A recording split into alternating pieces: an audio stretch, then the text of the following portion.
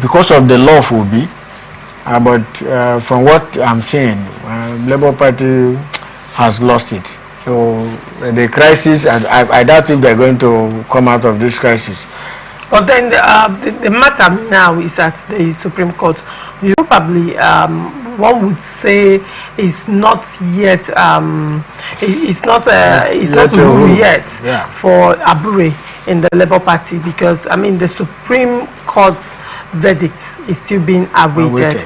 Now the contention has been around how Abure has steered the ship of the Labour Party, and then also his controversial emergence as the Labour Party national chairman, considering how that NEC happened and the fact that major stakeholders were not part of that NEC, and INEC also did not attend that NEC. I mean, they were not invited.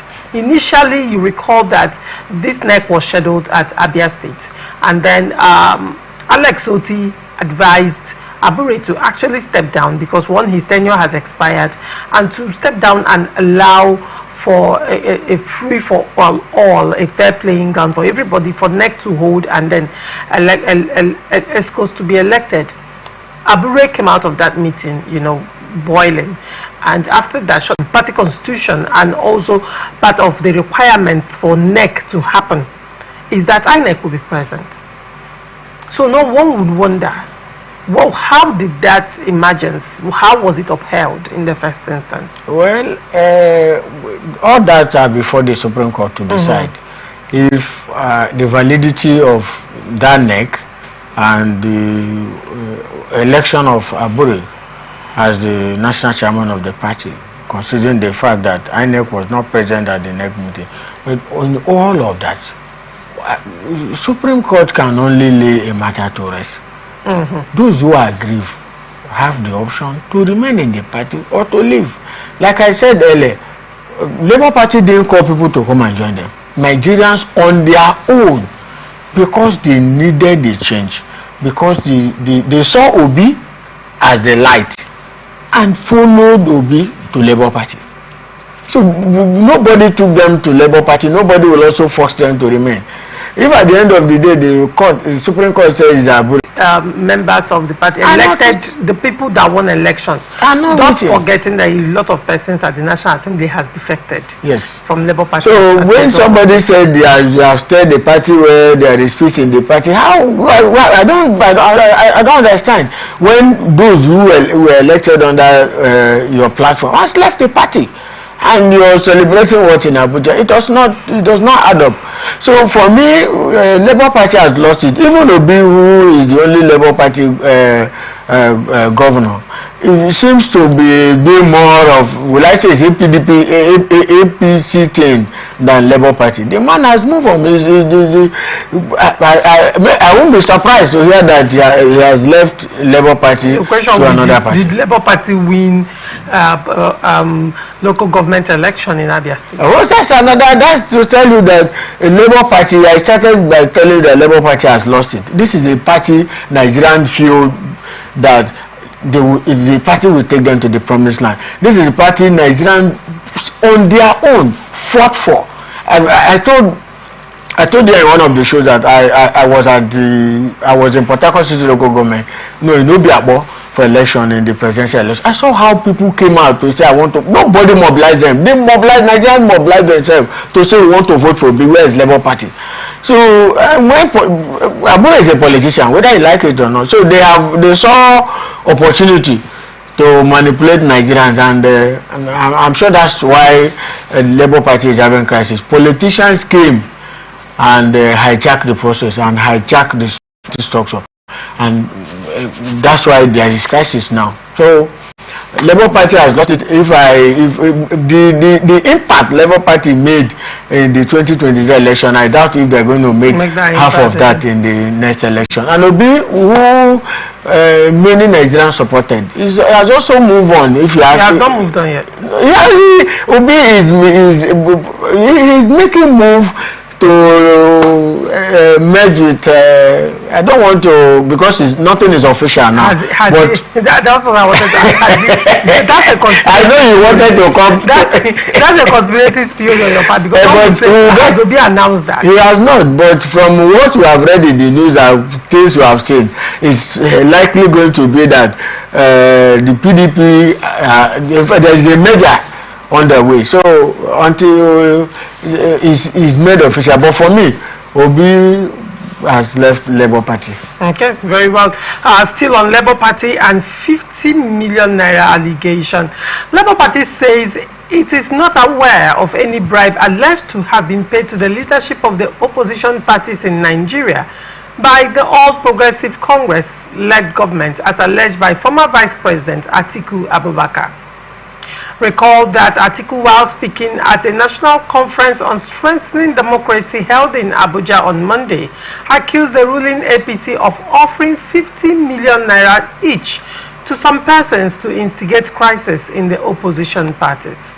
Reacting, Labour Party, in a statement issued by its National Publicity Secretary, Obiora Ifo, denied the claim, saying that the party's leadership has never received a dime from any individual, group, or organization or government who are not members of the Labour Party. According to the statement, it is improper for Atiku to throw a shade at the entire opposition without also putting forward a tangible proof other than gossip from an unnamed source. The statement reads, "We are shocked that a high-caliber politician who has contested the election all his life and is often regarded as a very experienced politician could make such a wild, unguarded and unfounded statement. For us in the Labour Party, a party which has remained the strongest and most veritable opposition and which speaks truth to power, a party that led the most serious campaign in the 2023 general election and has been steadfast and has remained the voice of the people, we viewed that statement as demeaning, ignominious, reckless, and a letdown from someone like Atiku Abubakar.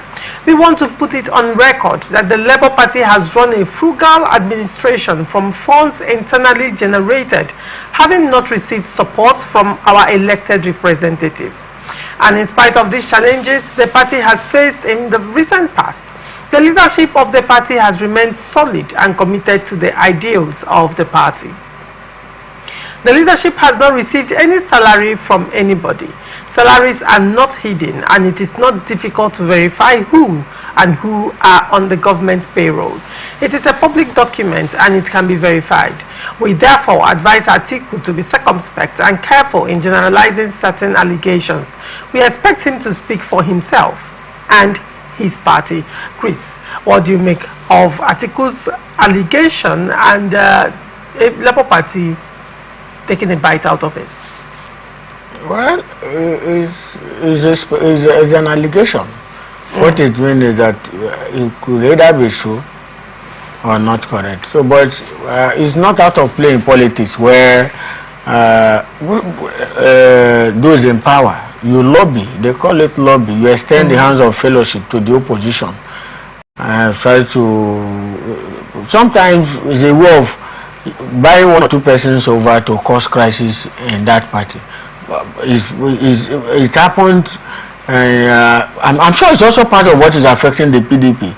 Some persons who are working with the APC-led federal government are instrumental to the crisis in PDP. The reason is cost crisis for them. Before they finish resolving their internal crisis, they will not come as strong to challenge the government at the center. So it's part of the politics in this part of the world where some party members are compromised to do the biddings of the ruling party.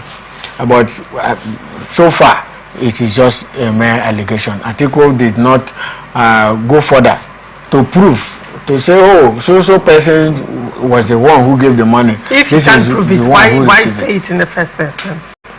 Because, I mean, that's a strong statement. You cannot rule out propaganda. Statement. In politics, propaganda is a key tool to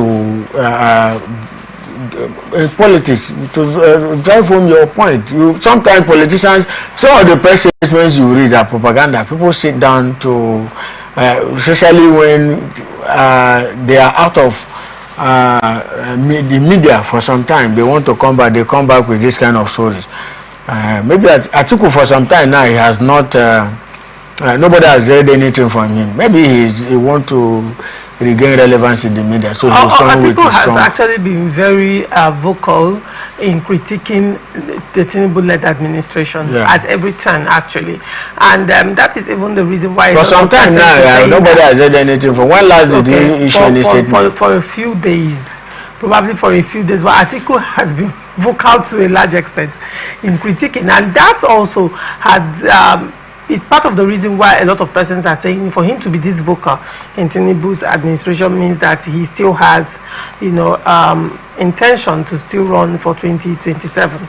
Obviously, Atiku has an ambition. So nobody, though he has not made his intention known for 2027.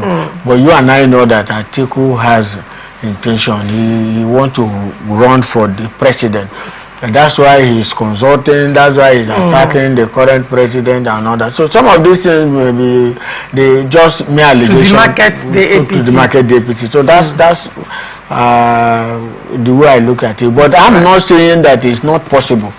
In this part of the world, people play this kind of politics. Go and compromise them. Look for somebody who will cause crisis in the party. Before they finish solving their internal crisis, they won't come out strong to fight and take over power from us. So it's normal. Right. But Atiku did not substantiate his claim. It's just allegation because of his ambition. Still talking on crisis, another crisis is brewing in the Pan-Yoruba socio-political group Afenifere following the appointment of a rights activist, Mr. Dele Farotimi, as the organizing secretary of the organization. Recall that the Chief Ayo Adebanjo group at its meeting held in Ijebu-Igbo on Tuesday appointed Farotimi as the organizing secretary. This came despite the previous appointment of Otumba Kole Omololu by the Fasorantic-led group in Akure, the Ondo state capital. At the meeting chaired by the deputy leader of Afenifere, Oba Oladepo Olaiton at Ijebu-Igbo, Ogun State, they also called for the immediate release of the leader of the indigenous people of Biafra, Mr. Nnamdi Kanu, from detention. But a statement titled Fashoranti remains Afenifere's true leader and signed by Omololu kicked against the appointment of Farotimi as organizing secretary by Adebanjo at the Ijebu-Igbo meeting. Omololu said there is only one Afenifere and it is headed by Fashoranti, noting that any appointment made by any group masquerading as Afenifere is null, void, and of no consequence. The statement reads, "It is important to clarify that there is only one authentic Afenifere, which remains under the leadership of Ruben Fashoranti. This body continues to uphold the core values and principles that have guided us since the formation of Afenifere, and we remain steadfast in our commitment to the welfare and progress of the Yoruba people and the entire nation." Chris, now, it appears that just like Ohaneze Ndigbo is beginning to have his own faction, Afenifere is not left out of this drama. But what do you make of this position? Everything is quest for power.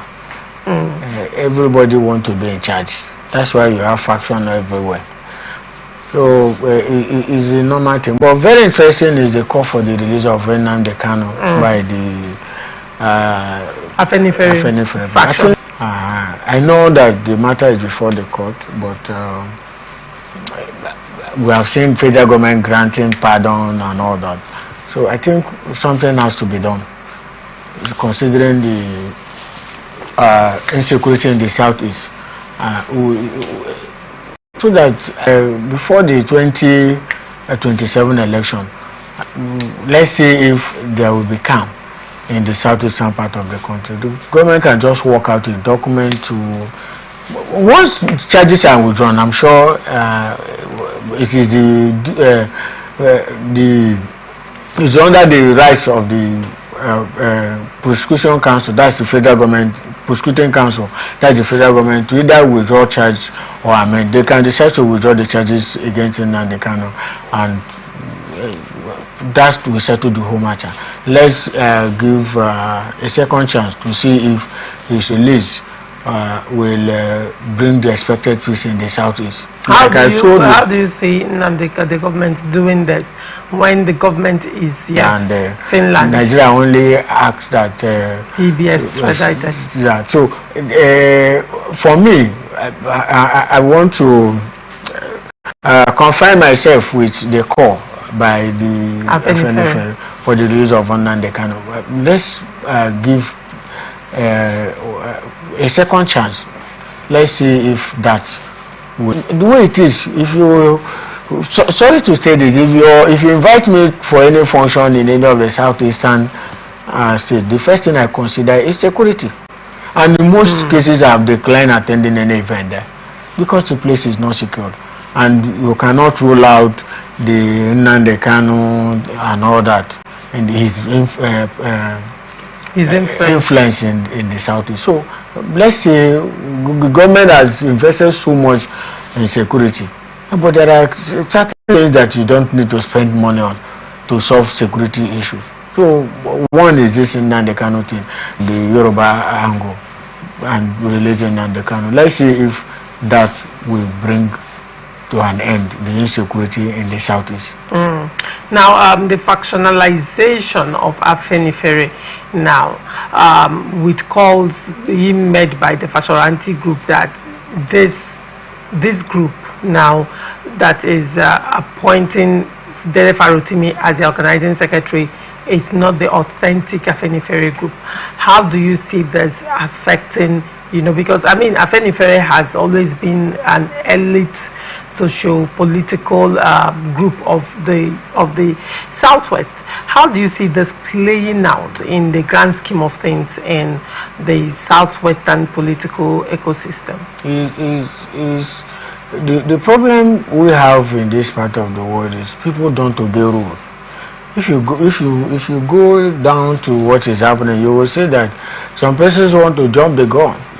Follow process. That's why you see factionalization in even in the family meeting. You see people, but that's the truth. It is not just a political party where you see faction. The President General of Ndebo. It's the same thing. If you go to the north, it's the same thing. The Arewa have different factions. Even the Arewa youth, they have different factions. Things are. Politicians also are part of the issue, because during the election the recommendations come from this group. So that's why you see people jostle for power, jostle for who controls what. But is a situation we find ourselves. They should just continue. Let's keep fractionalization.